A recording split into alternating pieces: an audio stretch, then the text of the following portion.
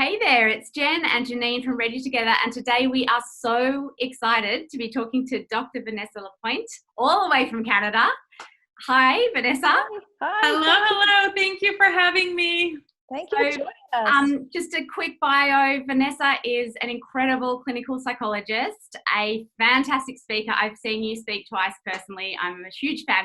And the author of 2 books, which live on my bedside table. Such a big fan of Discipline Without Damage and Parenting Right from the Start. So we're just pumped to be having you in here today to talk to our parents in Ready Together who are mostly at the beginning of their parenting journey. And the biggest thing that probably gets in the way for people right at the very start is the idea that if they hold their babies too much or respond too much to babies want to be on their chests and they want to be held. And most parents that we work with, they actually don't mind and they kind of enjoy it. But there is this worry that gets in the way, that there's maybe a view that if they don't teach their baby to self-settle, they're making a rod for their own back. What do you think? Yeah. And so this comes from, years of kind of antiquated advice. And when we trace it back in time, what we actually see is that it has its roots in an approach to child raising that I will refer to as behaviorism, where we really thought that if the behavior, the thing that the child was doing, suited us and looked good, then yay for us, we were doing such a brilliant job. Right? And what we didn't realize at the time was that underneath the surface, there's this whole other incredibly important foundational emotional experience happening for the child.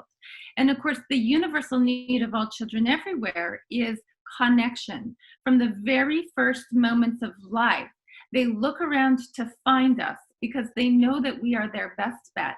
And they need that deep connection in order to be okay on their journey.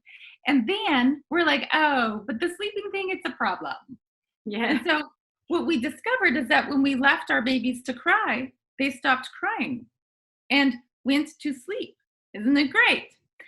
The emotional story underneath that is they learned not to bother to cry because their cries weren't going to be answered anyways. And what we know is that the sleep falls upon them because the stress of being left alone is just too much for them to bear. And so they go to sleep as an escape route, as a mechanism to preserve themselves in the face of such extraordinary disconnection. Wow. Yeah, that's incredible.